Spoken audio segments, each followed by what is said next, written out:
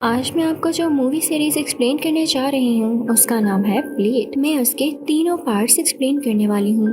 तो मूवी के पार्ट 1 के स्टार्ट में हम एक इंजर्ड लड़की को देखते हैं और ऐसे लग रहा था जैसे उसे किसी एनिमल ने काटा हो। उसका वहाँ पर एक बेबी होता है और उसके बाद ही उसकी डेथ हो जाती है। फिर सीन शिफ्ट होता है प्रेजेंट की तरफ, जहाँ हम एक वेम्पायर लड़की को देखते हैं जो एक नॉर्मल लड़के को वेम्पायर क्लब में लेकर जाती है, जहाँ सारे वेम्पायर्स उस लड़के का खून पीने ही वाले होते हैं कि तभी वहाँ पर एक आदमी आता है जिसका नाम होता है ब्लेड। और ये इस मूवी का मेन कैरेक्टर है। वो हाफ ह्यूमन हाफ वेम्पायर होता है, लेकिन उसे खुद पर कंट्रोल है और वो वेम्पायर्स को अब हंट करता है क्योंकि वो जानता है कि वेम्पायर्स बहुत गलत काम करते हैं और उनको ऐसा नहीं करना चाहिए। यहाँ भी वो वेम्पायर हंटिंग करने ही आया था, इसलिए वो अपनी तलवार निकालता है, फिर बाद में गन, जिससे वो सब वेम्पायर्स को एक एक करके मारने लगता है। उनमें से एक वेम्पायर क्विन होता है। वो ब्लेड से काफी चिढ़ता था। वो उसको मारने के लिए आगे बढ़ ही रहा होता है कि ब्लेड उसे जला ही डालता है। तभी वहाँ पर पुलिस आती है और क्विन को ले जाती है,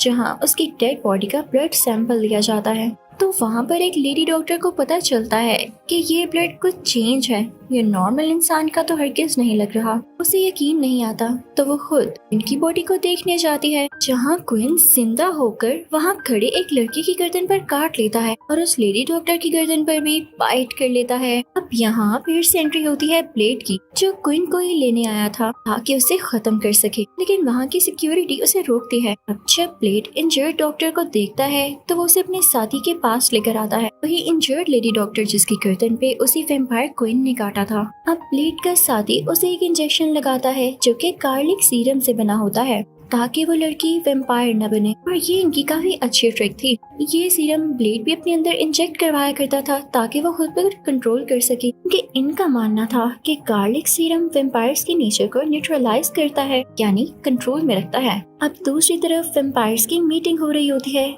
जहाँ उनका लीडर एक वेम्पायर जिसका नाम फ्रोस्ट होता है उसे डांट रहा होता है क्योंकि सबके सामने इंसानों का खून पीना गलत काम था और फ्रोस्ट यही किया करता था। लेकिन वो उसकी एक भी नहीं सुनता और चला जाता है क्योंकि उसके माइंड में ये बात चल रही थी कि वो सब वेम्पायर्स पर भी रूल करेगा और कोई ऐसा काम करेगा जिससे वो इंसानों पर भी रूल कर सके और सबसे बड़ा बनकर दिखाए। अब दूसरी तरफ वो लेडी डॉक्टर जिसे इंजेक्शन लगाया गया होता है उसे होश आ जाता है। ब्लेड का साथी उसे बताता है कि तुम्हें अपना ख्याल रखना होगा वरना वेम्पायर्स के हाथ लग जाओगी क्योंकि तुम उनकी नजर में आ चुकी हो। वो उसे साथ गार्लिक स्प्रे भी देता है। अब ब्लेड उसे खुद ड्रॉप करके आता है। दूसरी साइड पर हम फ्रोस्ट को देखते हैं जो पुरानी वेम्पायर लैंग्वेज की डिकोडिंग कर रहा होता है ताकि पावरफुल बन सके। और जैसे मैंने आपको बताया कि वो सब पर रूल करना चाहता था और यही एक तरीका था, क्योंकि आज तक इस लैंग्वेज को कोई भी डिकोड नहीं कर पाया, तो फ्रोस्ट का मानना था कि वो ऐसा कर लेगा। तभी वहाँ पर वेम्पायर लीडर आ जाता है जो फ्रोस्ट को फिर से मना करता है और उसे थप्पड़ भी मारता है, लेकिन फ्रोस्ट उसे इतने गुस्से से देखता है कि वो वहाँ से डर के चला जाता है। हालांकि वो खुद वेम्पायर्स का लीडर था। न जाने फ्रोस्ट की आंखों में ऐसी क्या बात थी। उधर उस लेडी डॉक्टर के पास एक पुलिस ऑफिसर आता है। वो काफी डरी हुई होती है। अब वहाँ पर ब्लेड भी आता है और उस ऑफिसर को पकड़ लेता है क्योंकि उसने इस आदमी के टैटू से पहचान लिया होता है कि ये फ्रॉस्ट का बंदा है। ब्लेड उसे शूट करने ही वाला होता है कि वो लेडी डॉक्टर उसका हाथ रोक लेती है, जिससे वो बंदा भाग निकलता है। ब्लेड उसे डांटता है तो वो डॉक्टर ब्लेड की कार में आकर बैठ जाती है कि मुझे नहीं पता तुम लोगों का वेम्पायर्स के साथ क्या मसला है, मैं तो जानती भी नहीं कि इनको फेस कैसे करना है, तो मैं यहाँ तुम्हारे साथ ही बैठूंगी क्योंकि मैं यहाँ ज्यादा सेफ हूँ। अब वो दोनों उस आदमी पर नजर रखने लगते हैं। वो ब्लेड लेकर वेम्पायर क्लब की तरफ जाता है तो ब्लेड भी उसका पीछा करता है और उसे सीक्रेट डोर के बारे में पूछ के उसे छोड़ देता है क्योंकि वो जल्दी में होता है। यानी ब्लेड उसे आगे के मसले देखने थे। अब ये खबर वो आदमी जाकर फ्रोस्ट को देता है तो वो गुस्से में आ जाता है और उसी आदमी की गर्दन पर काट कर उसका सारा खून चूस कर उसे मार डालता है। सरप्राइजिंग बात ये थी कि फ्रोस्ट उस लैंग्वेज को डिकोड कर चुका है जिसे आज तक कोई नहीं कर पाया, यानी फ्रोस्ट का ख्वाब अब पूरा होने वाला था। उधर हम ब्लेड और लेडी डॉक्टर को देखते हैं जो कि उस सीक्रेट डोर से होते हुए वेम्पायर लाइब्रेरी में आ जाते हैं, जहाँ उन्हें एक मोटा सा आदमी नजर आता है जो कि कोई और ही क्रिएचर लग रहा था। ये लोग उसे टॉर्चर करके उसकी बॉडी को जलाते हैं, यानी वो लेडी डॉक्टर उस पर यूवी लाइट डालती है ताकि ये सब कुछ बता दे क्योंकि यही वो क्रिएचर था जिसने फ्रॉस्ट की मदद की थी उसे लैंग्वेज को डिकोड करने में। अब वो क्रिएचर इन लोगों को बताता है ऐसा वक्त आएगा जब 12 वेम्पायर्स को कुर्बान करने के बाद यानी उनका सेक्रीफाइस देने के बाद व्हाट वेम्पायर आएगा। वो इतना ज्यादा पावरफुल होगा कि आप उसे हराने का सोच भी नहीं सकते। अब ये लोग यहाँ से निकलते हैं तो इनके पीछे फ्रोस्ट अपने लोग भेज देता है जो कि वेम्पायर्स ही होते हैं। वो जल्द ही ब्लेड और इस लेडी डॉक्टर को अप्रोच कर लेते हैं, लेकिन ब्लेड साथ साथ अपने साथी से भी बात कर रहा होता है। वो उसे यहाँ पर फौरन से बुलाता है जो यहाँ आकर उन सब लोगों को शूट कर देता है। ब्लेड और डॉक्टर की जान बचा लेता है। अब वो तीनों मिलकर अपने हेडक्वार्टर वापस आ जाते हैं। यहाँ पर वो लेडी डॉक्टर ब्लेड के साथी से ब्लेड के बारे में पूछने लगती है तो वो उसे बताता है मैं ब्लेड को तब से जानता हूँ जब वो 13 साल का एक छोटा बच्चा था, क्योंकि तभी वो मेरे पास आया। वो हाफ वेम्पायर था और हाफ इंसान, क्योंकि जब वो पैदा होने वाला था तो उसकी मदर को एक वेम्पायर ने काटा था। जब मैंने ऑब्जर्व किया कि उसमें भी खून की प्यास बढ़ रही है, मैंने उसे वही गार्लिक सीरम देना शुरू किया जिसने काफी अच्छा असर दिखाया और अब वो अपने कंट्रोल में है। वो लेडी डॉक्टर ब्लेड के पास जाती है और उसे कहती है मैं जानती हूँ तुम्हारे साथी ने मुझे सब कुछ बता दिया। तो ब्लेड कहता है हाँ ये सच है और अच्छा भी है, क्योंकि मैं उस वेम्पायर को पकड़ के ही रहूंगा जिसने मेरी मदर का ऐसा हाल किया था। मैं उससे बदला लूंगा। उधर हम फ्रोस्ट को देखते हैं जो कि सारी वेम्पायर कम्युनिटी को इकट्ठा करता है और उनसे कहता है कि लीडर को बाहर धूप में लाओ, क्योंकि वेम्पायर्स धूप में सरवाइव नहीं कर पाते। तो ये सब उसे वहीं पर छोड़कर चले जाते हैं। सूरज की किरणें वेम्पायर्स के लीडर पर पड़ने लगती हैं और वो पूरी तरह से जलकर मर जाता है। तो फ्रोस्ट का पर्पस पूरा हो चुका था।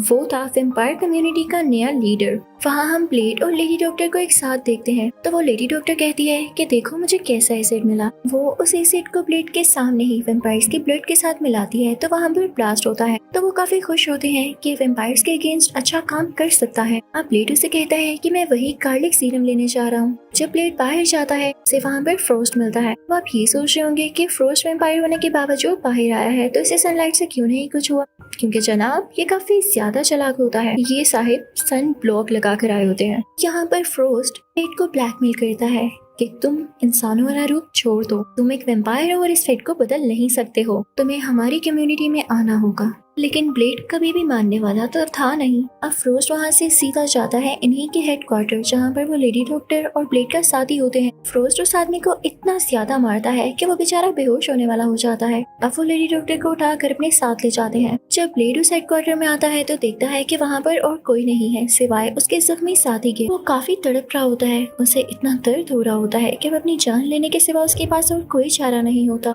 वो आदमी ब्लेड से उसकी गन मांगता है। पहले तो ब्लेड नहीं देता, लेकिन जब देखता है कि वाकई ये जिंदा रहेगा तो ये और तड़पेगा, वो उसे अपनी गन देकर दूसरी तरफ मुड़ कर लेता है। और यहाँ हमें एक आवाज आती है जिससे हम जान पाते हैं कि उस आदमी ने अपनी जान ले ली। जिसके बाद ब्लेड काफी दुखी हो जाता है क्योंकि ये आदमी ब्लेड का बहुत अच्छा दोस्त भी था और एक फैमिली मेंबर की तरह भी। अब यहाँ पर ब्लेड को एक वीडियो मैसेज रिसीव होता है जो कि फ्रोस्ट की तरफ से होता है और वो उसे मिलने के लिए बुलाता है। तो ब्लेड भी उस तरफ निकल पड़ता है क्योंकि फ्रोस्ट से बदला लेना चाह रहा होता है। वो उधर जाता है तो फ्रोस्ट के लोग उस पर फायरिंग शुरू कर देते हैं। तो फ्रोस्ट उनको मना करता है ये कहते हुए कि ब्लेड मुझे जिंदा चाहिए। वो इसलिए क्योंकि फ्रोस्ट उसकी कुर्बानी देना चाहता था, उसे सेक्रीफाइस करना चाहता था ताकि गॉड वेम्पायर आ सके। तो सवाल उठता है आखिर ब्लेड ही क्यों? क्योंकि ब्लेड बहुत ज्यादा ताकतवर होता है, वो दिन में भी बाहर आ सकता था। अब यहाँ पर ब्लेड फ्रोस्ट का पीछा करते करते एक रूम में जाता है। यहाँ पर उसे एक औरत लेटी हुई मिलती है। वो उसे गौर से देखने लगता है तो उसे पता चलता है कि कोई और नहीं बल्कि उसकी मदर है। हालांकि उसने अपनी मदर को देखा नहीं होता, फिर भी उसे कहता है माँ, लेकिन वो औरत कोई रिस्पॉन्स नहीं देती, जैसे वो अपने बेटे को याद ही ना करती हो। और तभी वहाँ आता है फ्रोस्ट जो ब्लेड को बड़े अजीब तरीके से कहता है क्या देख रहे हो? हाँ, मैं ही वो वेम्पायर हूँ जिसने तुम्हारी माँ को काटा था और ये मरी नहीं बल्कि मेरे लिए काम कर रही थी। और तुम्हें लग रहा है कि तुम इसके बेटे हो तो ये तुम्हारे लिए मेरा साथ छोड़ देगी? ना, ऐसी बात हरगिज़ नहीं है। इसके दिल में तुम्हारे लिए जरा भी प्यार नहीं। फिर फ्रोस्ट ब्लेड और उस लेडी डॉक्टर को पकड़ लेता है और ब्लेड को एक ताबूत में बंद कर देता है जिससे उसका काफी खून निकलने लगता है क्योंकि वह जख्मी भी होता है। इसको वेम्पायर टेम्पल में लाया गया था जहाँ पर और भी 12 वेम्पायर्स थे जिनको सेक्रीफाइस करना था। जिस जगह पर ब्लेड होता है वहाँ से उसका खून ट्रेवल करते करते बाकी वेम्पायर्स की फोरहेड पर गिरता है और उसी के खून का एक कतरा फ्रोस्ट के सर पर भी गिरता है, जिसके बाद काफी जोर की बिजली चमकती है और वो उस टेम्पल पर भी गिरती है, जिसके बाद उन 12 वेम्पायर्स की सोल फ्रोस्ट के अंदर आ जाती है और वो काफी ज्यादा पावरफुल हो जाता है। यहाँ पर फ्रोस्ट की आंखें रेड हो जाती हैं। दूसरी तरफ हम उसे लेडी डॉक्टर को देखते हैं, जिसको एक घड़े में फेंक दिया जाता है। वो काफी गहरी जगह होती है, जहाँ पर उसका कोलीग भी होता है जो कि वेम्पायर बन चुका था। वो उस पर अटैक करने ही वाला होता है कि वो लेडी डॉक्टर उसे मार के वहाँ से बाहर आती है और ब्लेड के पास आकर उसे बचाने की कोशिश करती है, लेकिन वो काफी वीक होता है। तो यहाँ लेडी डॉक्टर अपनी जान की परवाह ना करते हुए ब्लेड को अपना खून पिला देती है, जिसके बाद वो बहुत ज्यादा पावरफुल और स्ट्रॉन्ग हो जाता है। तभी वहाँ पर ब्लेड की वही मदर आती है जो कि बहुत बुरी वेम्पायर बन चुकी थी, लेकिन यहाँ पर ब्लेड को समझ आ चुका था कि वो बहुत बुरी औरत है। तो उसकी गर्दन पर काट के उसे मार डालता है। इसके बाद ब्लेड जाकर क्वीन को भी मार डालता है और अब वो फ्रोस्ट के पीछे होता है। ब्लेड फ्रोस्ट के पास जाकर उसका हाथ काट देता है और उसकी बॉडी को भी 2 हिस्सों में कर देता है, लेकिन इससे फ्रोस्ट को कोई फर्क नहीं पड़ रहा था, क्योंकि वो इतना ज्यादा स्ट्रॉन्ग था कि उसे कोई भी मार नहीं सकता था। तभी ब्लेड को एक आइडिया आता है उसी एसिड के बारे में जो कि लेडी डॉक्टर ने उसे दिखाया था। तो ब्लेड वो एसिड फ्रोस्ट में इंजेक्ट करने लगता है, जिससे वो काफी ज्यादा फूल जाता है और ब्लास्ट कर जाता है। अब ब्लेड और वो लेडी डॉक्टर इस बिल्डिंग यानी वेम्पायर टेम्पल से बाहर आ जाते हैं। यहाँ पर ब्लेड पार्ट 1 खत्म होता है। तो अब मैं आपको एक्सप्लेन करूंगी ब्लेड पार्ट 2। तो इस मूवी के स्टार्ट में हमें ये पता चलता है कि वेम्पायर्स के बाद एक नई क्रिएचर आई, जिसे रीपर्स के नाम से जाना गया। उसमें ये एबिलिटी थी कि वो इंसानों को तो सही, वो वेम्पायर्स का भी खून पी जाते थे। बहुत ज्यादा स्ट्रॉन्ग थे। वेम्पायर्स भी रीपर से अब डरने लगे थे। दूसरी तरफ हम ब्लेड को देखते हैं, जो कि वेम्पायर से बिल्कुल नहीं डरता था और उनका मुकाबला करता था। तभी वो एक आदमी से पूछता है कि मेरा साथी कहाँ है। वही साथी जो कि पार्ट 1 में अपेरेंटली हमें मरा हुआ दिखाया गया कि उसने खुद को गोली मारकर अपनी जान ले ली थी, लेकिन ऐसा नहीं था। उसे वहाँ से वेम्पायर्स ले गए थे। अब ब्लेड जाकर उसे रेस्क्यू करता है। वो बेचारा भी अब वेम्पायर बन चुका था। ब्लेड उसमें एक सीरम इंजेक्ट करता है, जिससे वो नॉर्मल इंसान में बदल जाता है और ये देख के ब्लेड बहुत अच्छा फील करता है।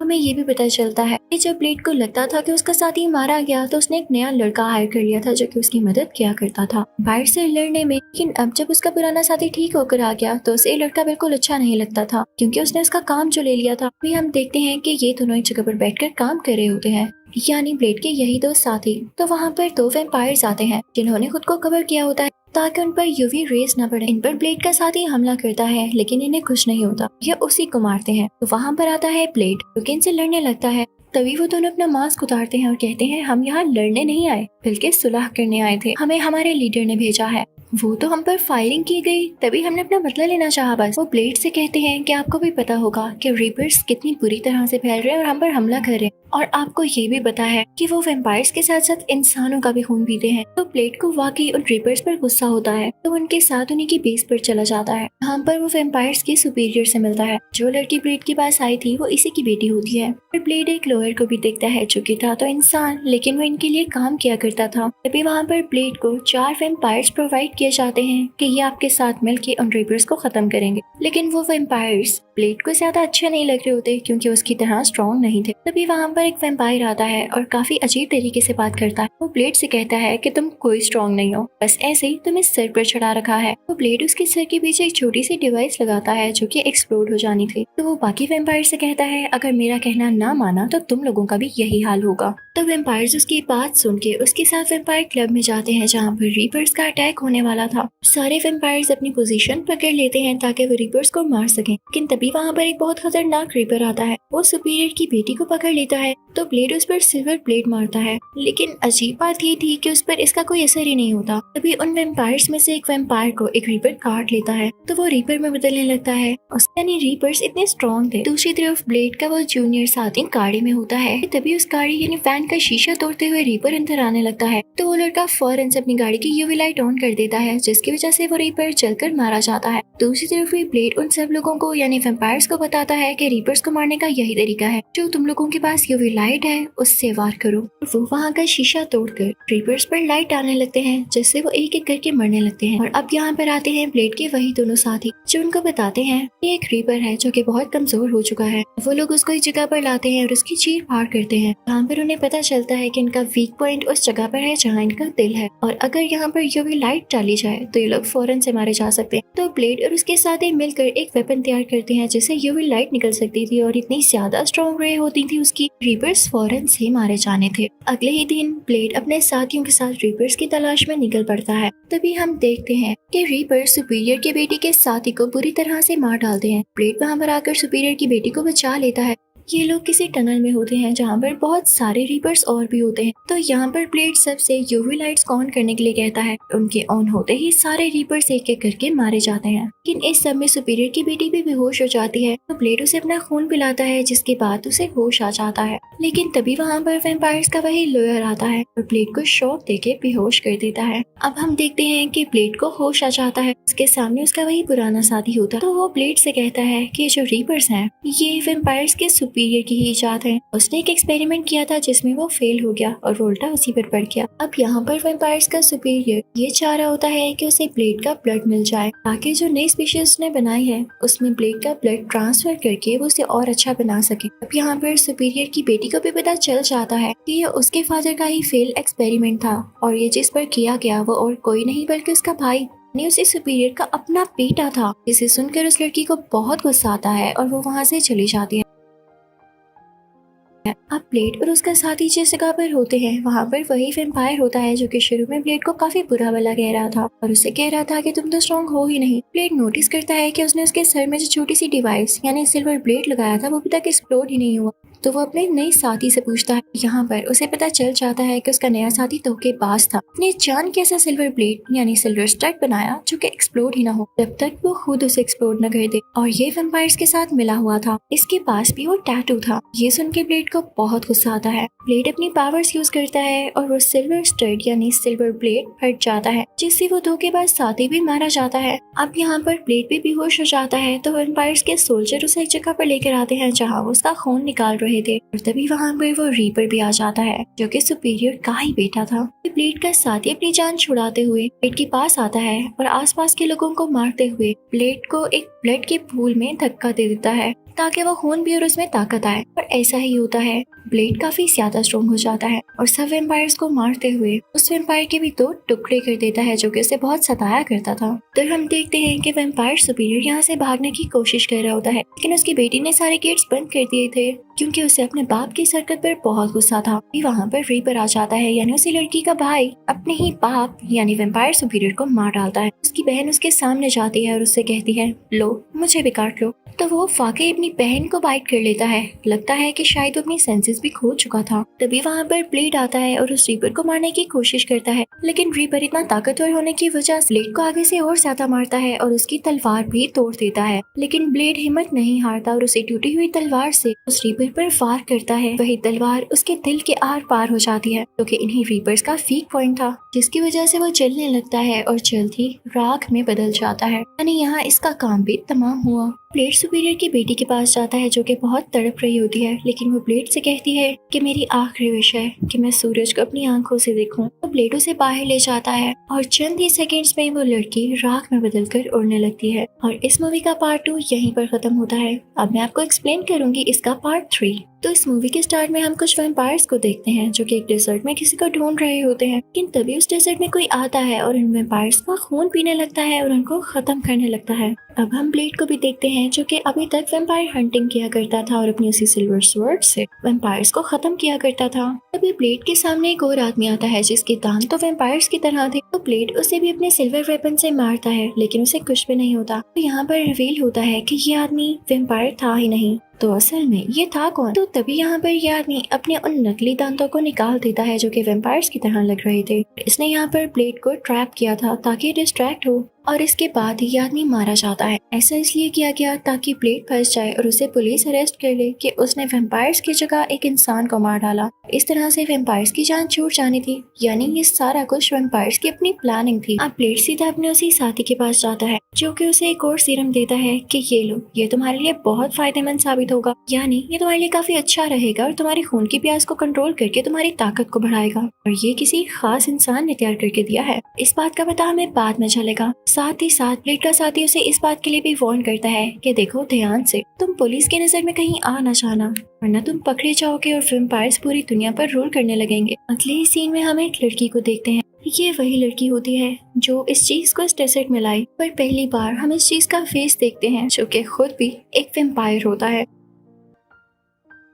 लेकिन दुनिया का सबसे पहला वैम्पायर जिसके ब्लड से बाकी वैम्पायर्स बने। ये डेजर्ट में ही सो रहा था और इस लड़की ने इसे जगाया। ये सारे वैम्पायर्स का खून पीकर जीता है। अब ये लड़की इस सीनियर वैम्पायर से कहती है कि एक आदमी है जिसका नाम है ब्लेड, वो सब वैम्पायर्स के लिए बहुत मुश्किलें खड़ी कर रहा है और अगर हम वैम्पायर्स को खून ना मिले तो हम जल्द ही खत्म हो जाएंगे, इसलिए जल्द कुछ करो। दूसरी तरफ हम कुछ न्यूज रिपोर्टर्स और पुलिस ऑफिसर्स को देखते हैं जो कि ब्लेड के बारे में बात कर रहे होते हैं कि शायद वो एक साइको किलर है, उसे लोगों को मारने में मजा आता है, या हो सकता है कि उसे हेलुसिनेशंस होती हों कि उसके चारों तरफ वैम्पायर्स हैं और वो हमेशा उनको मारता ही रहता है। अब जब ब्लेड का साथी न्यूज़पेपर लेने जाता है कि देख सके कि ब्लेड के बारे में क्या क्या न्यूज छपी है, तो वो देखता है कि उस पर कोई स्पाई कर रहा है। तभी एक सुनसान से रेलवे स्टेशन पर हम एक लड़की को देखते हैं जिसके पास उसका बेबी होता है, वो ट्रेन का इंतजार कर रही होती। तभी वहाँ पर कुछ वैम्पायर्स आते हैं और उसका बेबी उससे छीन लेते हैं, तो उनको पता चलता है कि ये बेबी नहीं बल्कि कोई डॉल है। तभी वो लड़की भी अपने असली रूप में आ जाती है और वो एक वैम्पायर हंटर होती है।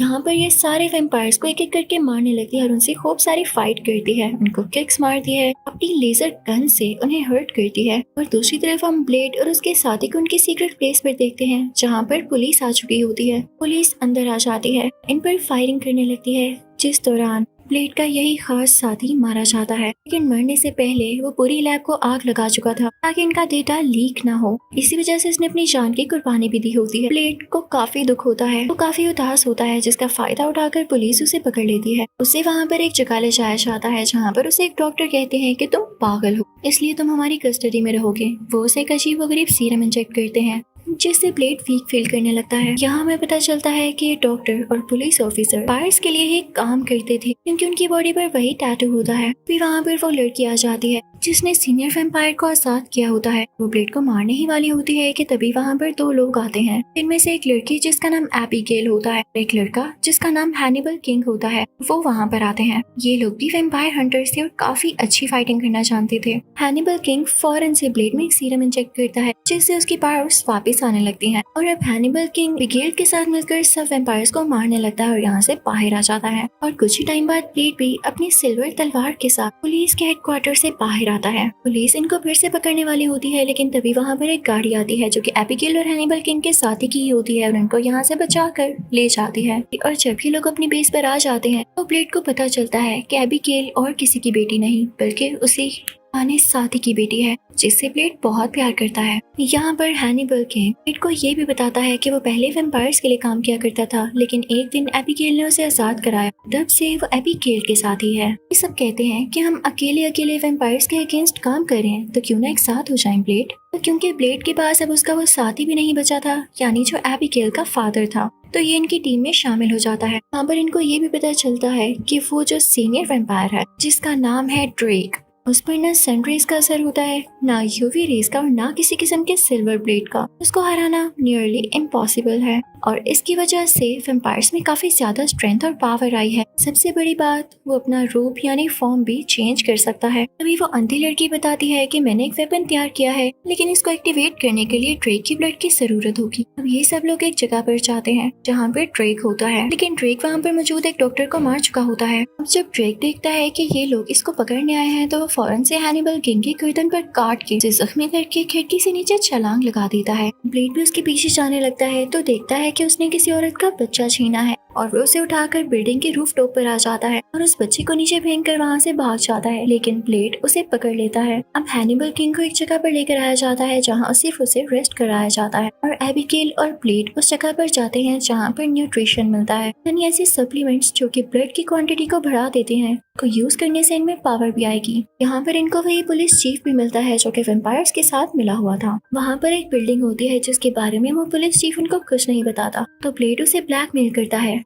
तुम मुझे बता रहे हो या मैं तुम्हारी जान लूं। तो पुलिस चीफ डर जाता है और अपने टैटू से उस बिल्डिंग के दरवाजे को खोलता हुआ उन्हें अंदर ले जाता है, जहाँ पर वो देखता है कि काफी ज्यादा बॉडीज, ह्यूमन बॉडीज जिनका ब्रेन डेड था। तो पुलिस चीफ इनको ये बताता है वेम्पायर्स इन ह्यूमन बॉडी से अपना खून पूरा करते हैं और इसका फायदा तुम लोगों को भी है कि इसकी वजह से इंसानों को मारना नहीं पड़ेगा। लेकिन ब्लेड को पता था कि ये सब इंसान पहले से ही ब्रेन डेड नहीं थे, बल्कि इनको किया गया।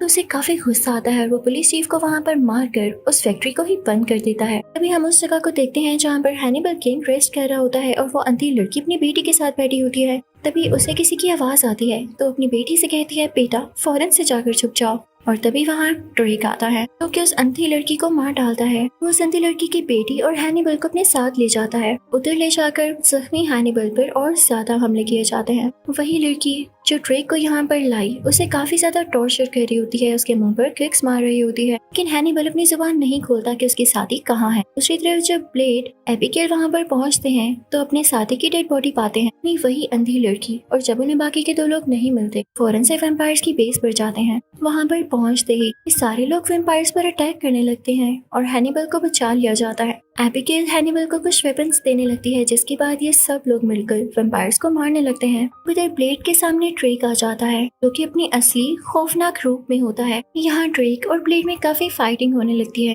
ड्रेक ब्लेड पर भारी पड़ रहा होता है, लेकिन तभी वहाँ दूर से एबिगेल एक एरो में वो वायरस लाती है कि उसी अंधी लड़की ने वैम्पायर्स को हराने के लिए बनाया होता है और वो ड्रेक की तरफ शूट करती है, लेकिन ड्रेक उसे पकड़ लेता है और फेंक देता है। अब ब्लेड वही एरो उठाता है और ड्रेक की चेस्ट में दे मारता है, जिसके बाद ड्रेक की बॉडी में काफी बुरा रिएक्शन होने लगता है और उसकी वजह से बाकी वैम्पायर्स भी मारे जाते हैं। ड्रेक की बॉडी से वो वायरस रिएक्ट होके इनकी सूरत में निकल रहा था और हवा में फैलता जा रहा था, जिसका इंसानों पर तो नहीं लेकिन वैम्पायर्स पर बहुत बुरा असर होता है। तभी ड्रेक ब्लेड से कहता है, आज माना मैंने, वैम्पायर्स की शुरुआत बेशक मुझसे हुई लेकिन तुम वाकई स्ट्रॉन्ग वैम्पायर हो। उसके बाद ब्लेड और उसकी टीम वहाँ से निकल जाते हैं, लेकिन जैसे ही वहाँ पर पुलिस आती है वो देखती है कि वहाँ पर ब्लेड की डेड बॉडी पड़ी है, लेकिन असल में वो ब्लेड नहीं होता बल्कि ड्रेक ही होता है, क्योंकि ब्लेड ने यहाँ से जाने से पहले ब्लेड की बॉडी को अपना रूप दे दिया था और पुलिस अब ब्लेड का पीछा नहीं करती, ये सोचते हुए कि ब्लेड हमेशा के लिए मारा जा चुका है। इसी के साथ इस मूवी का पार्ट 3 भी यहीं पर एंड होता है। आई होप आपको एक्सप्लेनेशन काफी पसंद आई होगी। Thank you so much for watching.